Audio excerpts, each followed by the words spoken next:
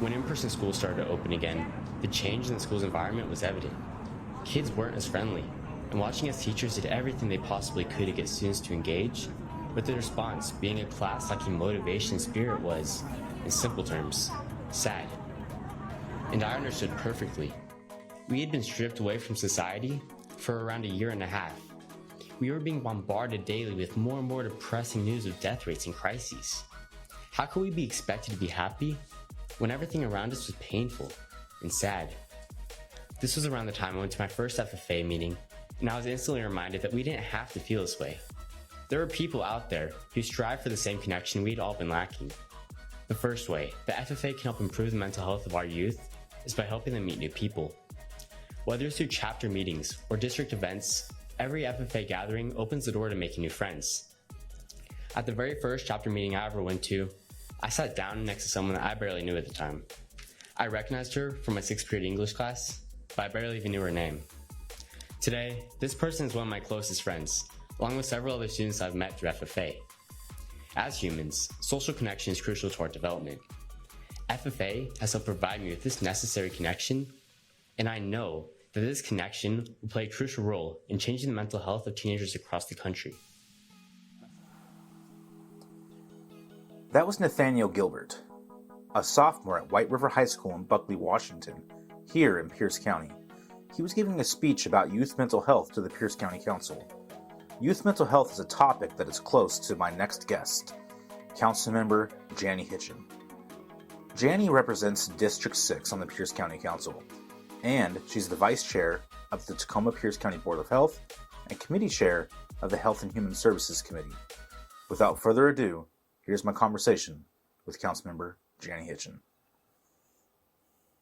So today's topic, I know, is one that's really close to you. Talking about mental health and then specifically youth mental health. So when I was reflecting on this conversation we're going to have, I was thinking back to my time as a kid in the 90s and as a teenager in the early 2000s. And mental health, behavioral health, that wasn't really something that I knew about, that was really talked about. Today, though, I hear that term a lot. What do you think has led to that shift in understanding that mental health is just as important to our well-being as our physical health?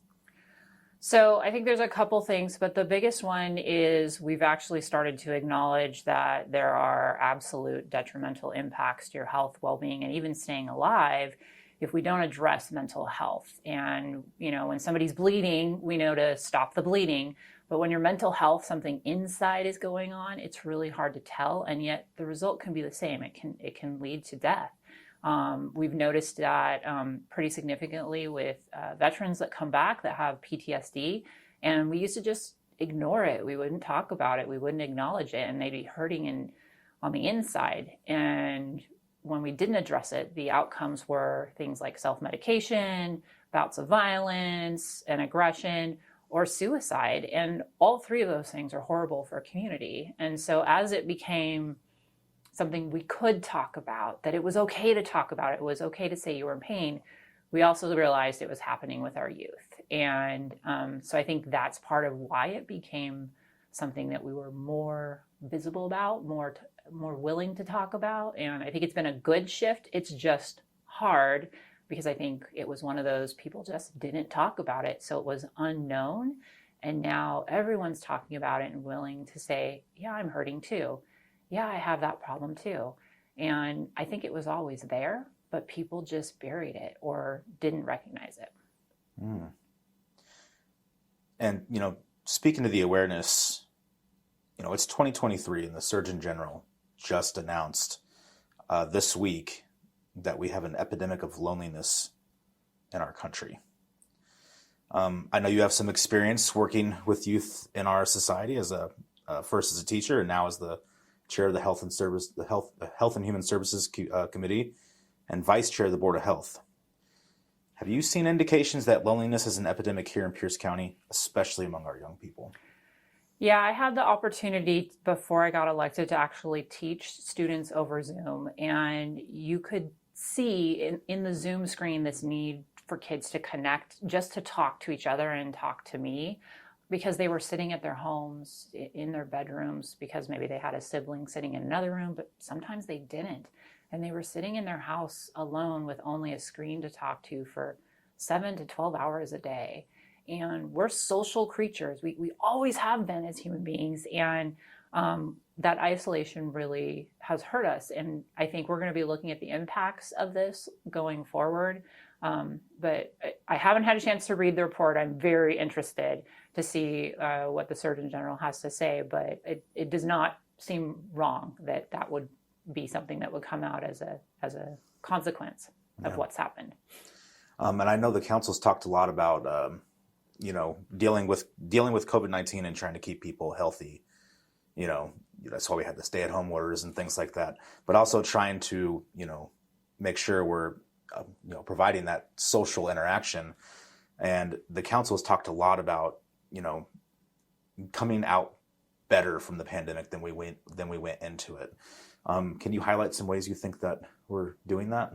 So I think one of the things that I'm excited about is there's been this acknowledgement of the role that our schools play in our community that I think at the county level was somewhat ignored for a long time. And it really was, they are the catch-all. They are the ones that find child abuse cases. They are the schools that find out a teen is homeless. We find out if there's unhealthy relationships between peers or young people and someone who's maybe too old for them to be seeing. I mean, there's all those ways that we see these things going on, and the schools were supposed to deal with them. They were supposed to make sure kids got fed, got health care, had housing. Well, a school's job is to educate and to provide some supports, but there's a lot of social services that we depended on schools to just do. And then when schools got shut down or had to change the way they were doing operations, all of a sudden the county said, but how do we solve this? How do we recognize youth that are at risk when they're not in the classroom and they're not seeing adults every day outside their family unit? And that recognition and then that collaboration that happened after the fact, after we went into lockdown, where they were meeting with the director of health, they were meeting with the executive, they were meeting with council members. The school directors and the superintendents really pulled the community together and said, hey, our school district needs this because our kids are, we can't feed our kids. How do we do this? Okay, we're going to start serving lunches through drive-thrus. Who would have thought of that? And yet we realized kids weren't going to access food and the families depended on the schools to feed their kids. And we shut that down for health reasons, but being hungry is definitely a detriment to your health. And so we had to come up with a plan, and school districts found ways to make it work, whether it was putting the lunches on buses and sending them out into the communities and delivering them, or it was creating fun ways for families to drive through their schools. We had teachers that would show up at school, at youth's homes. We had all kinds of things just to engage and try and create that sense of normalcy and meet the needs of the kids where they were. I think it's good that the schools are getting that recognition. And I know we just had an in district last night at a school where we talked a lot about these issues. So I'm gonna shift focuses here a little bit and bring it back over to the council. So just this week, the committee that you chair, Health and Human Services, heard a presentation about youth violence, noting that I think it was 5 kids have been killed as a result of gun violence just this year in 2023. And as we're speaking, it is at the beginning of May, so we're not even halfway through the year. Do you think mental health is a contributing factor to that violence, and what can the county do to help address it? So I think there's a couple things going on. Mental health, obviously, anyone who thinks the right action to pick up a gun and shoot someone, there's mental health. Something's not right. Like, that's not a normal reaction of a human person. But I think there is a sense of frustration and anger in community, and I think there's desperation going on where people feel like this is my last resort. And then we have a proliferation of weapons available, and it's easy to get a hold of one and go and do things. Why we are seeing such huge increases in youth shooting youth, there's a lot of different scenarios, a lot of different ways that people think about it. My concerns are about kids not having something to do. So then they get into a situation where they find something to do, or they find someone who's willing to make them feel special and excited about doing, because kids like to feel special, they like to feel important, and they are absolutely special and important. But if the mentor or the adult in their life is leading them down a path of violence and crime, that doesn't help them. And so if we don't give them options, they will find someone to fill that gap, especially if they don't find that at home. If their parents are working 2 or 3 jobs, or they have a single parent that's working 2 or 3 jobs to keep them housed, and the kids are just home alone with nothing to do, they'll go find something to do. That's what they do as teenagers. Yeah. I don't have teenagers myself, but I can remember being a teenager. So at the end of 2020, the council passed Ordinance 2020-138S that authorized the collection of a 0.1% sales tax, which amounts to a dime on a $100 purchase, just for context, to fund behavioral health and therapeutic court programs in Pierce County. As you know, the tax provides funds for mental health and substance use disorder treatment, with funds targeting towards services not covered by Medicaid, private insurance, or other local and federal grants, just providing that context for our listeners. Since funding toward addressing mental health has been allocated,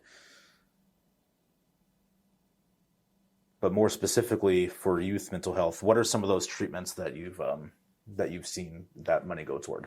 So there's a couple different programs that really were designated in the last round of funding that's targeting youth. One that went to the health department regarding fentanyl awareness, so making sure kids understood that the dangers of, like, one pill can kill. Something as simple as that, as an ad campaign, but focused on youth to make sure that they're raising awareness, because we've had overdoses and opioid poisonings that have led to death and have led to injuries to youth in our community. We've also got the WISE program, which is Wraparound Intensive Services. I forget what the E stands for. It's something like that, but essentially it's, you have a kid in crisis, and instead of saying, we'll call this person, what happens is, in partnership with the school district and with one of our medical providers that support mental health, they basically have a network of specialists that help the family, not the individual, but the family, figure out how to best handle and support this youth going through crisis, instead of them just being sitting in an ER and hoping things go well. If a kid is having suicide ideation, a lot of times what happens is our only response is the ER. We don't have enough beds, near enough beds for our youth in crisis. And so this basically creates a way to bring your physical health, mental health, and social workers. So, like, if there's stuff going on at home, if there's things that you need to change, helps families actually think about how the family dynamic, what's going on at home, can impact the youth, but it also helps, obviously, the youth. But it's really intensive, and it networks. It brings a team together to support that youth through this crisis and beyond, so that hopefully they can get them stable so that they're out of crisis. But there's always, if it's mental health, it doesn't just get fixed, right? So there's that, okay, so now your child's out of crisis, but they're going to need counseling for the next 6 months more intensively, and then we're going to step it down because we've seen progress. And all of that is done through a case management program, so the family knows if something's going wrong. They know who to call, instead of getting onto calling your medical insurance provider and hoping you get talk to a person, instead of where you have to, push one for service, right? It's actually a human being at the other end. And so that's one of the programs that's been really helpful. We've also got telehealth programs out in the schools where kids can access, and this isn't all the school districts. I think we identified 3 school districts where they basically provided at no cost telehealth. And so kids could actually say, hey, I need to meet with my counselor, and they could go down to a space at the school during the school day, and they could access this at no cost. But they could also access it after school hours, which, if you're a teen and you're up at 2:00 in the morning and something's not going right, that access could be the thing that saves their life. At this point in our conversation, I began thinking about what is the difference between mental health and behavioral health. So I asked Councilmember Hitchen this question. I was like, you could probably have called this tax the mental health tax rather than the behavioral health tax. Can you explain, is there a difference between behavioral health and mental health? So I've asked the same question. My understanding is that when we talk about mental health, we really are only talking about like the brain. So we're talking about issues and concerns where something's not going right mentally. When we say behavioral health, we look at the whole person, which can include substance abuse, addictions, even gambling, and some of the other things. So you're talking about the whole person and some of the things. So that is my definition. I'm very sure someone has written like an official definition, but in my brain, when I say behavioral health, I'm including all of those behaviors, which again, substance abuse to the mental health, eating disorders, things like that, everything in between. Where I say mental health, you're really talking about things that are impacting the brain. So you're looking at anything that would be under the umbrella of seeing a psychiatrist or a psychologist, I guess.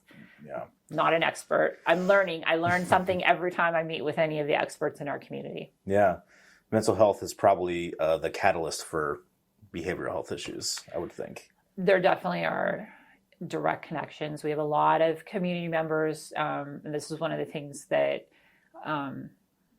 we've seen both in veterans that have come back, and we've seen in our youth, and we just see is that something's not right, and so you try and solve that with a drug, and when that drug makes you feel better, then you keep taking the drug, and now there's an addiction, but you were really trying to handle depression, or you were trying to handle anxiety, and so now you still haven't dealt with the anxiety, but now you have an addiction on board. And so we see in our community people who are self-medicating, whether it's medication, legal or illegal, but you also have alcohol, and then you have really bad behavior choices like gambling or self-harm, and all of those are negatively impacted. They're physical things you do to yourself. Yeah. So I want to circle back to the resource portion of your answer just really quickly, because I think it's really important. If someone is looking for mental or behavioral health help, and you talked about this a little bit, where do they go? That is actually one of the things that we need to be doing a better job on, because there are a lot of different ways to find help, but are they available? We have a crisis right now in our state, our county, state, and country to find behavioral health resources. And I don't mean like a physical location, but I mean the person on the other end of the line, the person you can make an appointment with. A couple places I would look if you're a kid, I would go to Mental Health Pierce. Do we do show notes for these? Yes. Okay. Yeah. We'll get that. And I was like, it's Mental Health Pierce County, Youth Mental Health Pierce County. Okay. I'm not remembering it, but if you just look for youth mental health in Pierce County, it will probably come up. And then just behavioral health supports that we have on the county website in the human services section of the county's resource page. They have an entire list of different providers if you're looking for certain things. And then if you have some type of medical insurance, you can reach out to them. I know it can get really frustrating and it can seem like things are far away. But we have just started as a country 988. So that's a resource for anyone anywhere who is in crisis. And if you are not sure who to call, that can be a really good first step. And we have call centers nationally all over the place. So it doesn't matter the time of day, if it's a national holiday, there should be a human being answering that call. Yeah. 988 is really interesting. I wasn't aware of that. But when I worked at my previous job, I did a lot of work with our dispatch center, 911, and they would get a lot of calls about people in crisis. So I think that's really neat that they've created a separate call line for that. Yeah, and that could be a whole other podcast, but the trying to get our law enforcement officers to be responding for problems that require somebody with their particular training, but they're not trained to deal with somebody in the middle of bipolar schizophrenic break, or they're just not able to. They need to be de-escalated, right? And we do train them to handle that, but somebody who's having suicidal ideation, 911, I don't need a police officer. I need a counselor. I need a social worker. I need a nurse. And so that's what 988 is supposed to help address. And there's sometimes you need both. And we're doing some really good things with that in our county with our co-responders that we've funded. But it's not enough, but it was a great start. And I think we're going to continue to grow that problem because it really supports our officers when they go out and are calling, showing up at a call where there is some mental health concerns, but there's also some behaviors that could be considered risky, both for the public and for the officers. Yeah. So we spent a little bit of time talking about, how the council supports, access to mental behavioral health issues and what the committee does and the presentations it receives, talking with local providers and experts. But the county also has advisory boards and commissions. And one of those boards is the Birth to 25 Advisory Board. And as you know, that advisory board is tasked with developing a long-range plan with policy systems and environmental change recommendations. And that's really to ensure the successful development of infants, children, youth, and young adults, ages birth to 25. I think that board ties in well with some of the, themes we're talking about today. Does the Health and Human Services Committee receive recommendations from the Birth to 25 board?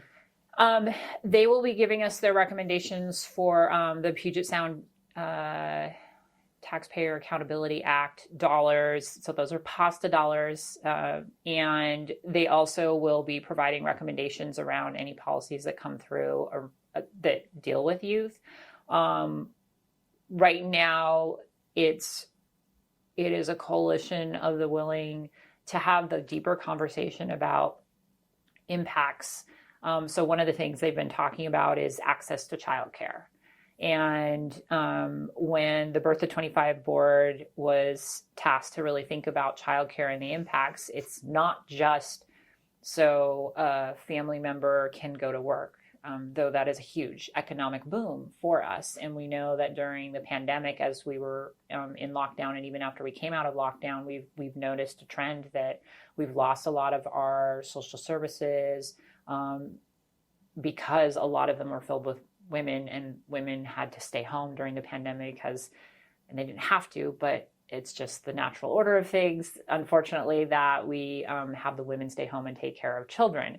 And then they didn't come back to work because they either enjoyed working from home or they chose to stay there. It is really expensive to handle daycare. I know you said you have 2 kids. I don't know if you have to pay for daycare, but all of my friends that have to pay for daycare, I'm like, that's more than my car. That's more than my house payment in some cases. And it's incredibly expensive. So how do we build up our childcare? Because there's an economic aspect of it. But the other part that I always think about, and they've talked about, is what if every kid in Pierce County was actually socially and emotionally ready for school? Because our schools can get kids caught up academically if the kid is ready when they walk in on day one. And so we've had those conversations as a board. What are the long-term impacts to our community if we really had our young people, our youngest people, ready for school, and then supported them through school? And then for kids that need supports after school, how are we doing that? So they're looking at that entire gambit, and the economic benefits and the community benefits of that work, and having some intentional thought and planning is phenomenal. I try and go to their meetings every month. They're great. And they've been doing some wonderful work. Going back to the COVID pandemic for a moment, childcare is one of the things that I learned was a real issue, because the reason my wife stayed home was, she was one of those people that was impacted by that. And, it goes to bigger issues than just behavioral health and mental health for those things that happen, pay equity and things of that nature. But, it costs as much it costs, if she were to go to work, we'd be putting her whole check to help to daycare, and it just didn't make sense to us. So that's great that the Birth 25 board is looking at that. So that board's doing important work. We have other boards and commissions that are doing a lot of important work. How can people get involved with these advisory commissions and boards? So my first recommendation would be on the county website, and I think even linked on our council page, there's a boards and commission page, and you can go in and look through the boards and commissions. And if you're interested in immigrant and refugee affairs, if you're interested in boating in our county, if you're interested in agriculture, like, there's a board and commission. And even if there's not an opening, those commission meetings in most cases are either on Zoom or they're meeting in person, and they have a set schedule. And you can attend and impact. You can email the staff person at the county who's responsible for that. Sometimes there's actually an email directly to like the chair of that committee. And you can engage and see what they're doing. But every single board and commission is available and listed on our website, and you can see if there's vacancies. But if there's something that you are interested in, check it out. And again, maybe in our show notes, we can throw a link to that. Yeah, I think the show notes are going to be really important for this episode. Yeah. So as we wrap up our conversation, I just wanted to finish with a few quick questions. What do you think the biggest barriers right now are to getting counties' young people, and specifically the mental health supports they need? Workforce right now, I think, is the number one thing. We have funded positions and can't fill them, so then the services aren't being done. And so for us, it's building that workforce, which is a bigger problem than we can handle. But it is something that we're feeling. And this is, again, nationwide. I have the opportunity to work with the Human Services and Education Committee for the National Association of Counties. And we've talked about that as an organization, like calling on the federal government to fund more supports, loan forgiveness for people that are going into social work and mental health and peer counseling and addiction counseling and all those things, because we need people to be willing to step up and do that work. And so that's the first one, because I can go ahead and fund a position and say, yay, I'm doing something for youth mental health or addiction services or social work or whatever. But if I don't fill the position, nothing gets done. The second part is the geography of our county. It makes it really hard. I don't have mental health facilities. I literally, if a student or a youth is truly in crisis, I don't have a place locally for a lot of those youth to go. Right now, the majority of the beds that are available, and I want to say there's maybe 12 in our county that are designated, are here in Tacoma. So if I'm in where we were last night out in Buckley, I have to drive to Tacoma, which if it was for a 10-minute appointment, okay, maybe not a big deal. But if the kid's going to be hospitalized and be there for multiple days, that's a hard ask to the family and that individual kid to be so separated. So finding ways to have supports that are more regional, like looking beyond the Tacoma area and seeing, something out in this, East Pierce County where kids can go, families can go, if kids are in crisis and adults are in crisis. It's not just our kids that are hurting. Adults are definitely hurting in our county as well. Yeah, for sure. I had a chance to speak with the chair about the Maureen Howard Affordable Housing Act. And one thing that kind of came to light in that conversation is that these issues that we deal with aren't standalone issues, and mental health is no different. What are other areas is the council focused on that intersect with mental health? So we talked a little bit about that people, to avoid pain or try and solve problems, will end up taking medications or illegal substances. So then they have addiction on top of their mental health. We have people that are just trying to numb physical pain if they're homeless, if they are unhoused. We have stress avoidance, which is like, again, they're trying to numb themselves. And this is happening all over the place. When we think about how how we can better engage our community, there's huge intersections. If a family of 4, both adults working, and their kids are in school, but they're just barely making it by, and then summer comes and all of a sudden now they have to pay for all the meals for their kids during the summer, what do? Like, they don't have more money, and now the summer, which should be, it was for me in growing up, a great time. I got to go play. I didn't worry about other things. I didn't have to worry. But this family now is like, my kids are going to be hungry and they're going to see their kids every day. And the stress that that puts on that family, for those 2 adults that are doing the absolute best that they can. The intersection between access to housing, access to food, access to medical and physical supports, like, they need those supports to survive. And that was Councilmember Jani Hitchen talking about youth mental health. And given today's topic, I feel it only fitting to let Nathaniel Gilbert, that sophomore we heard at the top of the episode, to have the last word. It's my final way that they can help improve the mental health of our youth is by encouraging them to spread positivity to other people in their community. The COVID-19 pandemic did not just impact the lives of high school students. Another group of people who were impacted are kids. As you may know, kids love people. They strive for the same connection many others do. But being stripped away from this connection in the very early stages of their development negatively impacts their academics. A 2022 study published by Brown University provides evidence of a significant decline in overall standardized test scores in elementary school students since the pandemic. This decline demonstrates the undeniable struggles of the next generation of this country. FFA holds a competition called Farm for Kids, which I participated in this school year. In this competition, our chapter created a lesson plan activity for 4th graders in our local elementary school. The lesson plan activity went well, but what unexpectedly stood out to me was the look on the students' faces throughout the entire class period. As we were helping them with their activity, their smiles lit up the room. They found joy in something as simple as analyzing bugs with a group of high school students. As we were leaving, multiple students ran up to us and gave us hugs, and the joy they felt was contagious. Just thinking about the impact we made in their day still sticks with me, and it's likely that it will stick with them as well.